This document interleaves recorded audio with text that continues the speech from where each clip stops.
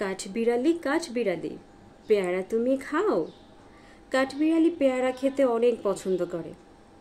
আসসালামু আলাইকুম ভিউয়ার্স, আমি শারমিন আক্তার। আজকে আপনাদেরকে দেখাবো কিভাবে ঝাল ঝাল পেয়ারা ভর্তা বানানো হয়। সারাদিন রোজা রাখার পর ইফতারি শেষে আপনারা যদি পেয়ারার এই ভর্তাটা খান, তাহলে দেখবেন আপনাদের শরীরে কেমন যেন একটা এনার্জি চলে এসেছে। তো চলুন দেখা যাক ভর্তাটা কিভাবে বানালাম। আমি 3টা পেয়ারা নিয়েছি। পেয়ারাগুলোকে একটু বড় করে কেটে নিয়েছি। আপনারা চাইলে আরো ছোট করে নিতে পারেন, কুচি কুচি করে নিতে পারেন। পেয়ারার ভর্তা তো আপনারা দেখবেনই, তার আগে আমি আমার ছোটবেলার একটি গল্প আপনাদের সাথে শেয়ার করি। আমাদের বাসায় আব্বা জাম্বুরা কিনে নিয়ে এসেছিল একটি। তো আমার আম্মা আমাকে জাম্বুরার একটি কোয়া দিয়েছে, বলেছে যে এটি খেতে আমাকে। আমি পাশের বাসার এক আপুকে দেখালাম, ওই আপু বলল ওইটাকে ভর্তা বানিয়ে নিয়ে আসতে, দুজন মিলে খাবো মজা করে। আমি তো জানি যে কোনো ভর্তা বানাতে হয় পাটায় পিষে। আমিও জাম্বুরাটাকে পাটায়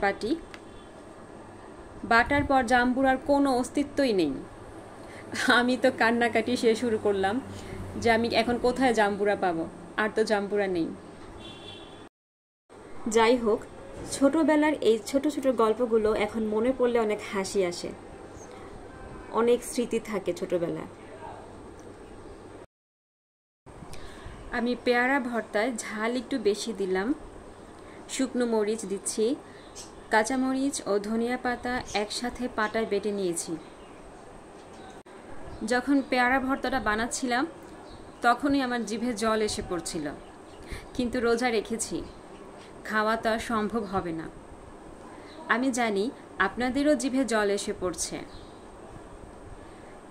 পেয়ারা ভর্তায় বিট লবণ, শুকনো মরিচ, কাসুন্দি, ধনিয়া পাতা ও কাঁচামরিচ বাটা দিয়ে মাখিয়ে নিলাম।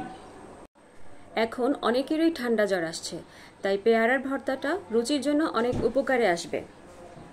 এই ফলের নির্যাস সর্দি কাশি প্রতিরোধ করে, পেয়ারা ক্যান্সার প্রতিরোধ করে, মুখের দুর্গন্ধ দূর করে,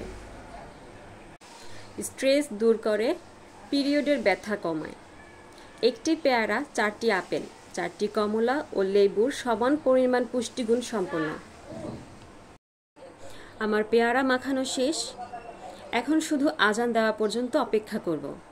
আমার ভিডিওটি ভালো লাগলে লাইক, কমেন্ট, শেয়ার করে আমার পাশে থাকবেন এবং আমার চ্যানেলটি সাবস্ক্রাইব করবেন। আল্লাহ হাফিজ।